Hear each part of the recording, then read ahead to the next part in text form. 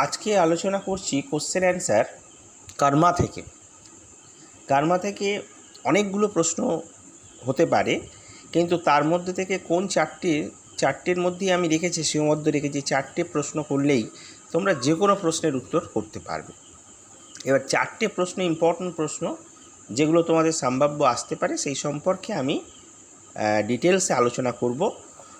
প্রথমে বাংলায় আমি বুঝিয়ে দেবো যে কীভাবে তোমরা অ্যান্সারগুলো লিখবে, তার ইংরেজিও আমি বলে দেবো, যাতে তোমরা শুনে অন্তত প্রশ্নের অ্যান্সারটা লিখে নিতে পারো। তার সঙ্গে তোমরা যদি নিজেরা আরও এক্সট্রা কিছু অ্যাড করো, সেক্ষেত্রে আরও সমৃদ্ধ করার যদি চেষ্টা করো তো করতে পারো। তবে বেসিক কনসেপ্টটা আমি দিয়ে দেবো, এটা লিখলেই আশা করি তোমাদের ফুল মার্কস এসে যাবে। যেটা আমি তোমরা কিন্তু প্রশ্নগুলো ভালো করে লিখে নেবে এবং প্রশ্নের উত্তরগুলো লেখার চেষ্টা করবে। স্কিপ করলে কিন্তু বুঝতে পারবে না। এবং যারা এখনও সাবস্ক্রাইব করোনি চ্যানেলটা, অবশ্যই সাবস্ক্রাইব করে নেবে, কারণ নতুন নতুন ভিডিও প্রত্যেক দিন পাবে। আচ্ছা, ফার্স্ট আমি আলোচনা করছি। First question, you are a bit of all light old chaff, bring out the underline significance of this line. এটা লিখতে গেলে কি লিখবে? এখানে এটা লিখতে গেলে অবশ্যই তোমাকে লিখতে হবে যে এটা মোহনলাল সম্পর্কে একটা মূল্যায়ন করা হয়েছে। এখানে মোহনলাল সম্পর্কে আমাদের একটা সুন্দর মূল্যায়ন লেখক এই লাইনের মধ্য দিয়ে একটা ধারণা দেওয়ার চেষ্টা করেছেন।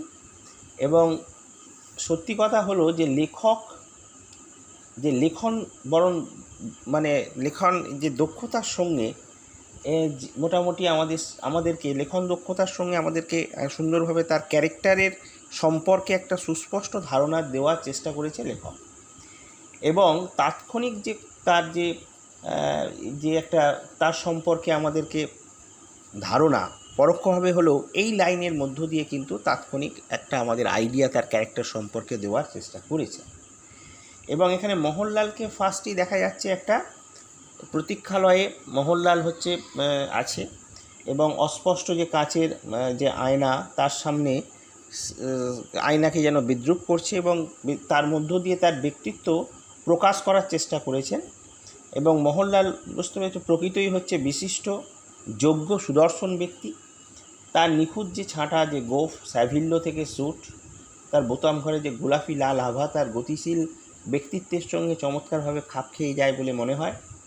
তাছাড়া ওই ট্যালকম পাউডারের সুগন্ধ, সাবানের যে সুবাস, অডিকলনের যে সৌরভ, এই সমস্ত স্পষ্টভাবে প্রকাশ করে তার মসৃণ রুচি এবং সংস্কৃতির পরিচায়ক তিনি ছিলেন, এটা প্রকাশ করে। তার অভ্যাস আছে ব্যালিওলটাই মসৃণ করার, এটা লিখবে। তিনি পড়তে ভালোবাসেন, টাইম সংবাদপত্র পাঠ করার চেয়ে অন্যের দৃষ্টি আকর্ষণে কিন্তু তিনি অধিকতর আগ্রহী। এগুলো সব ক্যারেক্টারের একটা ফিচার্স। তিনি স্কচ হুইস্কি পানে আনন্দ পান এবং আমদানি করা যে দামি সিগারেট ভর্তি সোনার যে সিগারেট কেস তিনি ভ্রমণের সময় ব্যবহার করেন। ঠিক আছে, এটা লিখবে। আর ইংরেজ রীতির তিনি একজন একনিষ্ঠ অনুগামী, সেগুলো অনুকরণ করে জীবনের বিভিন্ন জীবনের প্রতিটা ক্ষেত্রে তিনি অনুকরণ প্রিয়, এবং ইংরেজ রীতিনীতি, তাদের আদব কায়দা, ভাষা, এগুলো সবগুলোই তিনি অনুকরণ করেছেন। এবং তার এই নিখুঁত ইংরেজ হওয়ার চেষ্টা, এটা ভান বা ভণ্ডামি ছাড়া কিন্তু কিছুই নয়। লাস্টে এটা অবশ্যই লিখবে। তাহলে আন্ডারলাইন সিগনিফিকেন্স যেটা বলবে, আমি বলে দিচ্ছি এবার ইংলিশে কী লিখবে। The above mention statement is a piece of appreciation for sir Mohanlal for his polished look and sophisticated style, full stop দিয়ে দেবে। তারপরে লিখবে, in fact the writer has rather skillfully innovated and improvised a technique of using an indirect method of describing Sir Mohanlal through the presence of a personified medium of translucent imperfect glass mirror in the first class waiting room. Sir Mohanlal really looks distinguished, efficient and handsome. His neatly trimmed moustache, along with the suit from the Savillo, with the carnation in the buttonhole, seems to be brilliantly matching with the dynamic personality of him. Moreover, the fragrance of the talcum powder, the scent of the soap and aroma of the eau de cologne clearly reveal his refined taste and culture. He has the habit of smoothing his valuable time. He likes to read, and the times only to catch others' attention more than anything else, and releases scotch whiskey as the welcome drink. He carries a gold cigarette case filled with imported cigarettes during tours and travels. He is an earnest follower of the British style and imitates them in the various walks of life. But his aim of becoming a perfect British is nothing but a mere pretense. এটা অবশ্যই লাস্টে লিখবে, is nothing but a mere pretense. তার যে নিখুঁত ইংরেজ হওয়ার যে চেষ্টা, এটা ভান বা ভণ্ডামি ছাড়া আর কিছুই না, is nothing but a pretense. এইভাবে এটা আন্ডারলাইন সিগনিফিক্যান্স লিখবে।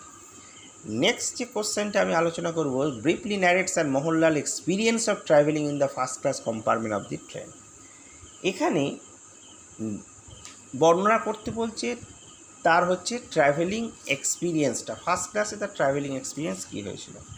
যারা পড়েছো তারা জানো যে তার অভিজ্ঞতাটা কীরকম কী হয়েছিল, এবং অভিজ্ঞতাটা বলতে গেলে প্রথমেই কিন্তু বলতে হবে যে মোহনলাল হচ্ছে has a long cherish dream of travelling with an English co passenger in the first class compartment, ঠিক আছে।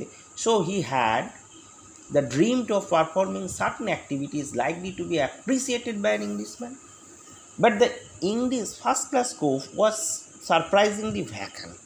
যখন তিনি দেখলেন was surprisingly vacant, he was very much depressed, but he felt depression, বুঝতে পেরেছো? He was very much depressed, ইচ্ছা লিখতে পারো। His plans were all upset. He somehow occupied a seat in one corner and opened the copy of the Times that has been already read several times before. He decided to look at the platform from the window. His eyes lit up on finding two English soldiers searching for a place in any of the compartment stop. Sir Mohanlal decided to welcome them to fulfill his dream of travelling with them. Just as Sir Mohanlal was getting ready to talk to the guard about this, one of the soldiers had got into the compartment and noticed an unoccupied berth. The soldier gave a call to his other mate and informed the presence of an Indian over there. Sir Mohan was ordered to vacate the compartment. তাকে বলা হলো তুমি চলে যাও। Just as Mohan tried to make them understand, তাদের বোঝাবার চেষ্টা করছিল, and realise about the confirmation of his reservation of the berth, his bag and baggage was thrown out of the compartment, and a heated discussion followed there after between sir Mohan and the soldiers. Sir Mohan was slapped on his face and flung on to the platform from the running train. So it was surely shockingly humiliating experience of travelling in the first class compartment for Sir Mohanlal. Total বর্ণনা আমি দিয়ে দিলাম এবং প্রথম থেকে ইংরেজিতে বলে দিলাম যাতে তোমরা ব্যাপারটা আর ভালোভাবে বুঝতে পারো, এবং এটা তোমরা লিখে নেবে। আর 3 নম্বরে আছে bring out the striking contrast between sir Mohan and his wife Lakshmilal. এর মধ্যে দুটো ক্যারেক্টার তোমাদের কম্পারেটিভ স্টাডি করতে হবে। একজনের ক্যারেক্টার, দুজনের ক্যারেক্টারের কিছু ক্যারেক্টারিস্টিক ফিচার পাশাপাশি রাখতে হবে, রেখে তোমাকে লিখতে হবে যে মোহনলাল কীরকম ছিল।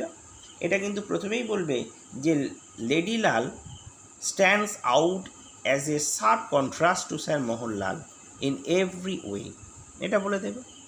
যে বৈপরীত্য আছে এটা পরিষ্কার প্রথমেই বলে দিতে হবে।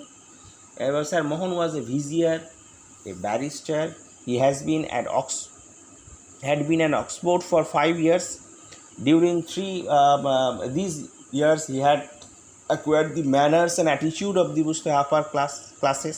Sir Mohan wore expensive clothes made in London. Eau-de-cologne talcum powder scented soap kept him fresh and fragrant.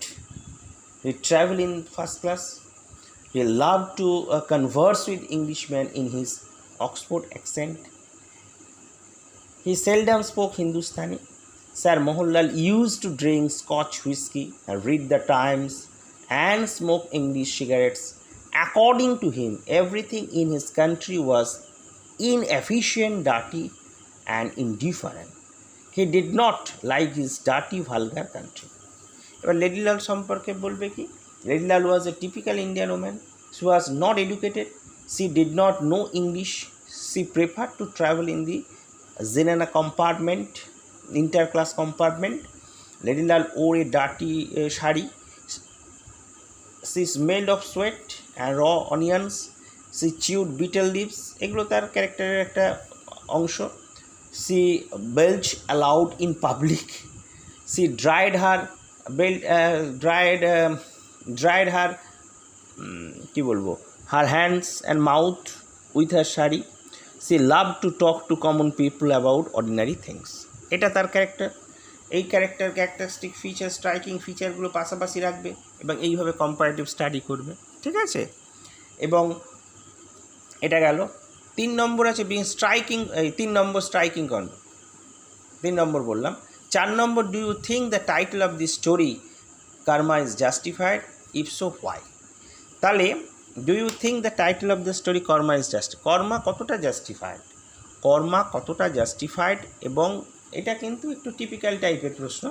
Justification যখন লিখতে হবে তখন তোমাদের একটু চিন্তাভাবনা করতে হবে, চট করে কিন্তু এটা লিখে ফেলা যায় না, এটাকে একটু চিন্তাভাবনা করে তোমাদের লিখতে পারে। কি লিখবে এখানে বেসিক জিনিস আমি বলে দিচ্ছি। The title of Khushwant Singh short story Karma is absolutely justified in my opinion, প্রথমেই লিখতে হবে।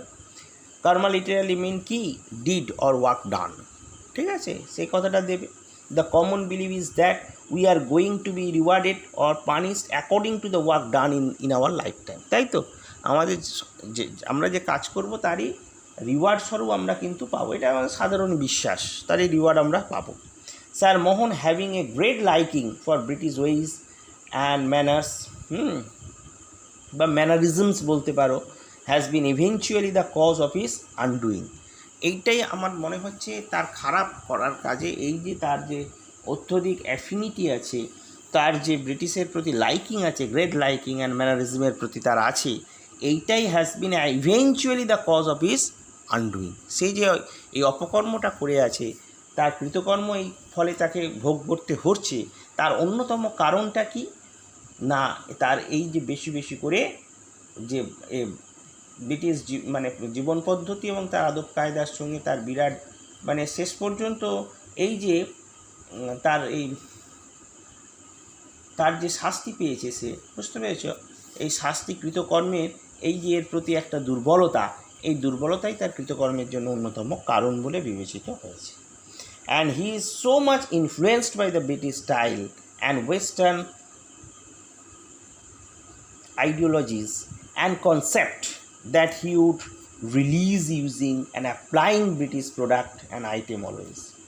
His wife, being a native uneducated woman, was never taken to the first class waiting room or even allowed to board a first class compartment.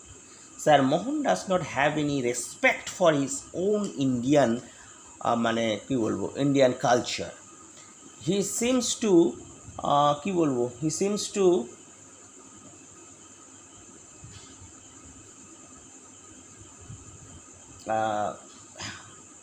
to be an hattrier at the but he seems that he does not like at all Indian culture and attitudes, ঠিক আছে? His dream of traveling with a fellow British passenger in the first class compartment has ultimately become a nightmare for him, ঠিক আছে?